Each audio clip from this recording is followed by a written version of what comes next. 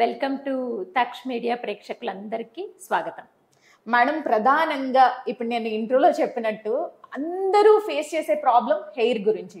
Hair fall అయిపోతుంది, hair growth అవ్వట్లేదు, hair dry అయిపోతుంది, డాండ్రఫ్ అవుతుంది.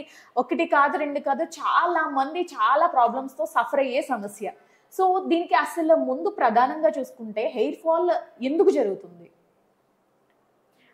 ఫస్ట్ థింగ్ నేను మీ ఛానల్ ద్వారా అందరికీ చెప్పదలుచుకున్నది ఏంటంటే, హెయిర్ కేర్ అనేది హెయిర్ సమస్యలకి చాలా మంది ప్రజలకి ఎవరిని కన్సల్ట్ అవ్వాలి అన్నది కూడా సరి అయిన అవగాహన లేదనే చెప్పాలి.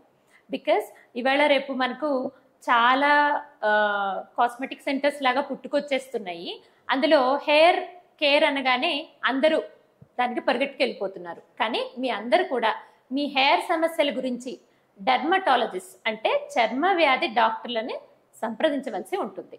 ఓకే, ఇక మీరు అడిగినట్టు అసలు హెయిర్ ఫాల్ అనేది ఏమిటి?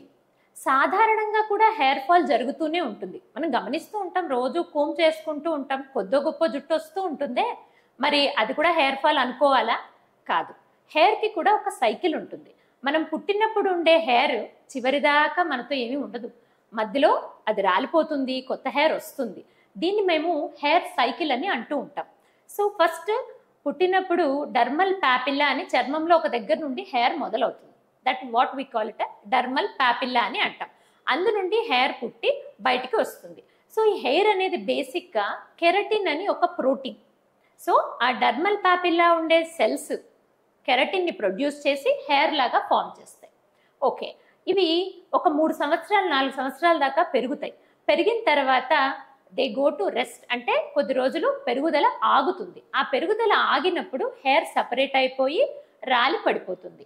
ఆ విధంగా మన మొత్తం తలలో అంతా చూసుకుంటే 90% పెరుగుదల ఫేజ్లోనే ఉంటాయి.